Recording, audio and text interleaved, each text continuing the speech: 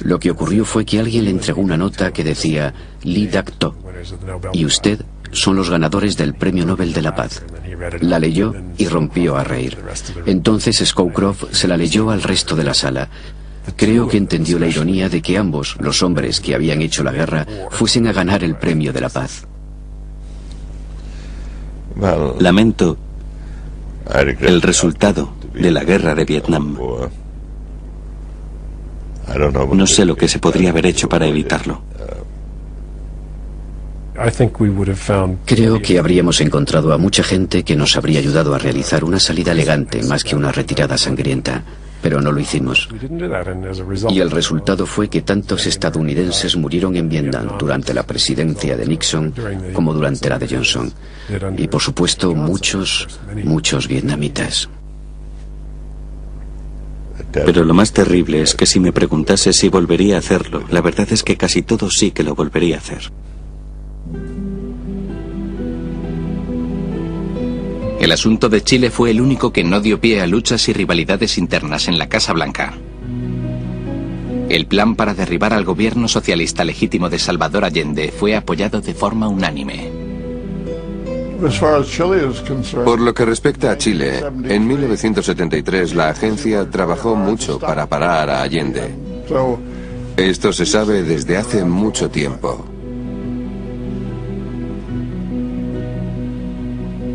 Por supuesto que estábamos intentando que saliera del poder. No creo que nadie dude de que Nixon quería a Allende fuera del poder. Hubo preocupación entre algunos jefes militares, especialmente en el Pentágono, porque las relaciones entre los ejércitos de Chile y de los Estados Unidos eran muy buenas. Yo era el jefe del Estado Mayor del Ejército y mi cometido era que para cada región del mundo, el personal, los análisis y las propuestas políticas fueran cabales. Así que, de forma inevitable, tuve la oportunidad de revisar todas las propuestas e ideas políticas, incluso el derrocamiento de Allende. Pensamos que Allende estaba decidido a instaurar un régimen al estilo del castrista en Chile. Comenzamos a ver que aquello no pararía en Chile, sino que se extendería a Bolivia, Ecuador y Colombia, y que después pasaría a América Central. La forma más sencilla de expresarlo es que el presidente de los Estados Unidos no quería que Allende fuese presidente de Chile, punto. Nixon dio a Richard Helms y a la CIA carta blanca diciendo: si hay alguna posibilidad de librarse de Allende, tenemos que aprovecharla. Nixon quería que desapareciera de la forma que fuera. Un imprevisto, un golpe de Estado, lo que quisiéramos. Simplemente me ordenó que me librase de él, que parase su elección, pero no especificó cómo. Y si lo hizo, no habría cambiado nada. En 1973, un golpe de Estado militar dirigido por el general Pinochet y apoyado por la CIA hizo caer al gobierno.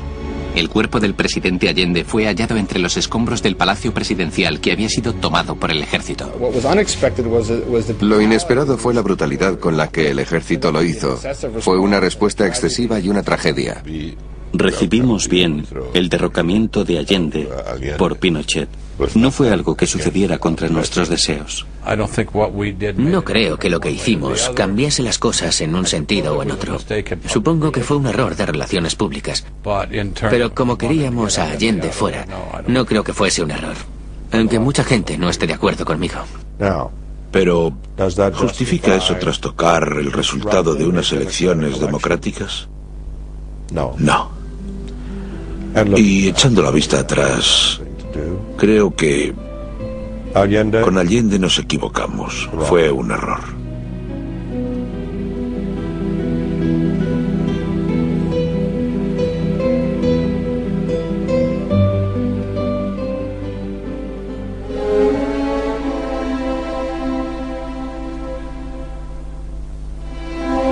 En octubre del 73, Egipto y Siria iniciaron un ataque súbito y por sorpresa contra Israel.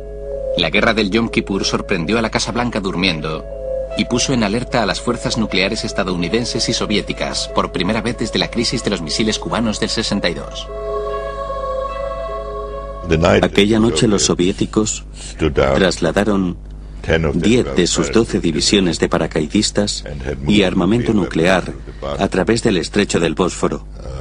A continuación nos enviaron un despacho diciendo que intervendrían en Egipto, mejor con nosotros, pero si era necesario, lo harían sin nosotros. Recuerdo aquellos hechos como una situación muy tensa. Brezhnev nos envió una carta proponiendo desplegar tropas en Oriente Medio en colaboración con los Estados Unidos o sin nosotros. Pensamos que teníamos que responder con vigor a aquel desafío. Conozco exactamente esa carta, porque fui yo el primero que la leyó. Tras leerla, se decidió elevar el estado de defensa a 1. La decisión la tomaron Henry, Al-Haig y el secretario de Defensa. Detectamos el movimiento de armas nucleares soviéticas en Oriente Medio y quisimos mostrar nuestra preocupación al respecto. Kissinger llegó a la conclusión de que los Estados Unidos tenían que responder de alguna forma además de la verbal, que teníamos que demostrar que si los soviéticos enviaban fuerzas, aquella política sería muy arriesgada para ellos. Ahora sabemos que se trató de un farol soviético gracias a las notas tomadas por el secretario de Brezhnev, según las cuales Brezhnev dijo: vamos a decirles que enviaremos tropas. Uno de sus generales respondió: no podemos, pero Brezhnev dijo que eso no importaba, que nos lo dijeran de todos modos, así que lo incluyeron en el mensaje. Para ellos fue un farol, pero en asuntos internacionales de esa importancia uno no puede pensar que algo así sea una jugada. Todos los de aquella noche estábamos en la sala de crisis. El doctor Kissinger y yo estábamos convencidos de que teníamos que reaccionar con energía porque teníamos la impresión de que los soviéticos pensaban que los Estados Unidos no podrían responder. Creo que aquella noche Nixon no estaba en condiciones para tomar ninguna decisión. Nixon bebía. No mucho, pero era una de esas personas que se emborrachaba después de una copa. Y aquella noche había bebido. Uno de mis colegas académicos le preguntó directamente a Kissinger si el presidente estaba borracho, y Kissinger respondió sin comentarios, simplemente sin comentarios. Creo que Haig fue a ver a Nixon y volvió con una autorización. Así que, aunque Nixon no estuviese presente en la reunión, mi impresión es que Nixon aprobó la acción y se responsabilizó de ella.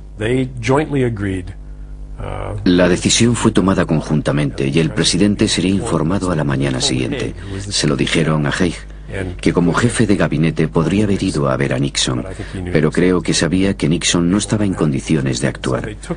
De modo que acordaron asumir la responsabilidad de la decisión con la que el presidente estaba de acuerdo en principio, pero que no había tomado él. Él no tomó aquella decisión. Elevar el nivel de defensa a 1 sin preguntar al presidente es algo que nunca ocurría en circunstancias normales. Pero en ese caso, así fue. Schlesinger llegó a ordenar a los miembros del Estado Mayor que no respondieran directamente a ninguna llamada del presidente y que no hicieran nada sin autorización previa del secretario de Defensa. No se fiaban del estado mental de Nixon aquella noche. En circunstancias en las que la autoridad política se tambalea,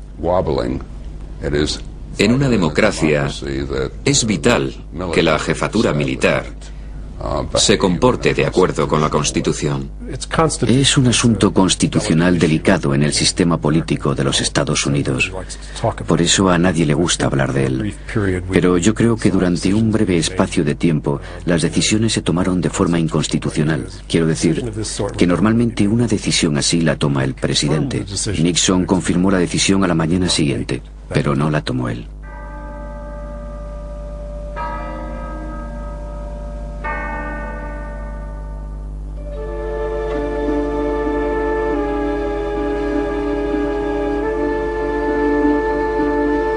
Nixon ganó con facilidad su reelección para un segundo mandato, durante el cual se vería atrapado en un asunto que al principio tanto el mundo de la política como el de la prensa consideraron insignificante. Un año antes, 5 enmascarados fueron detenidos por irrumpir en la sede del Partido Demócrata en Washington, en el edificio Watergate. La policía descubrió que estaban vinculados a la Casa Blanca y al comité de la campaña para la reelección de Nixon. La CIA había proporcionado apoyo técnico y contratado a los ladrones. Un portavoz de la Casa Blanca lo describió como un intento de robo de tercera. Tenía un pequeño demonio dentro que le hacía desconfiar totalmente de casi todo el mundo. Así que le costó mucho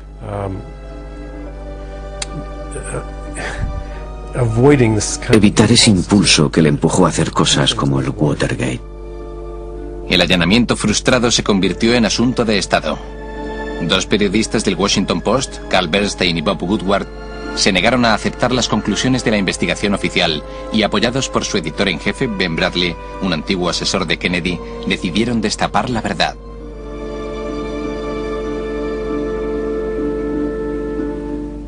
Nadie se creía el Watergate. Todo el mundo decía, ¿qué demonios hace un presidente enviando bandidos enmascarados que ni siquiera hablan inglés con walkie-talkies en medio de la noche?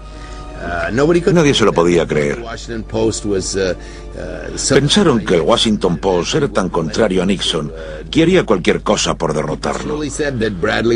Seguro que la gente dijo que Bradley estaba defendiendo a su amigo fallecido. Yo tampoco me lo creía. Me parecía increíble que lo hubieran hecho. Y pensé que el que ideó todo aquello debía de ser un loco, algún loco que trabajaba para Nixon. Era una historia fantástica. Un grupo de espías aficionados en la Casa Blanca.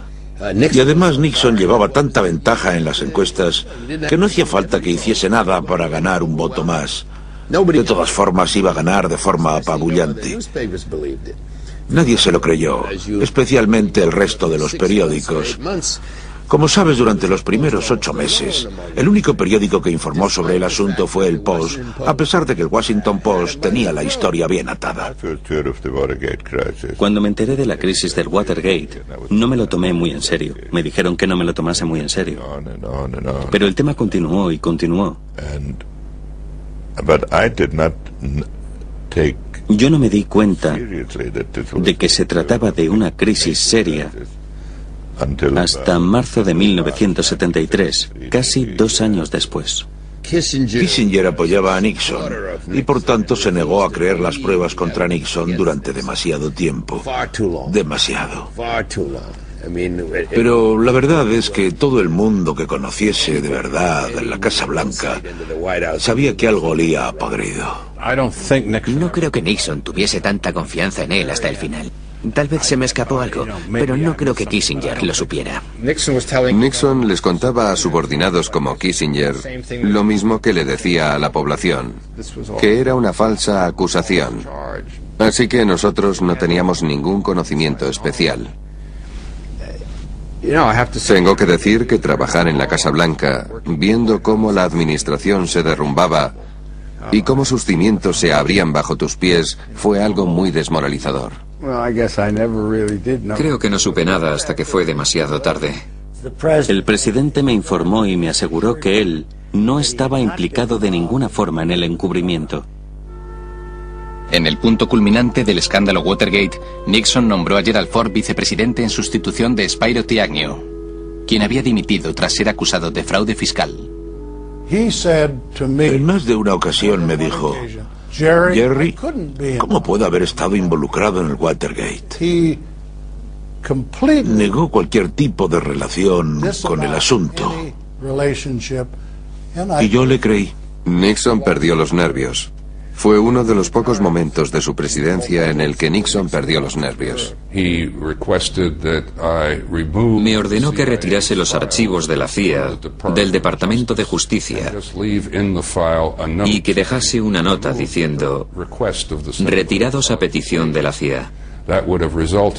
Eso habría sido una flecha dirigida directamente hacia la CIA en el escándalo Watergate. No atendí su petición y después no recibí ninguna otra. Cuando supe que aquellos ladrones trabajaban para la CIA. Una vez que me enteré de que el dinero de los bolsillos de los ladrones provenía del Comité para la Reelección del Presidente, supe que se trataba de algo muy grave. Y cuando nos enteramos de que había cintas de todo, entonces supimos que iba a ser un escándalo de proporciones extraordinarias.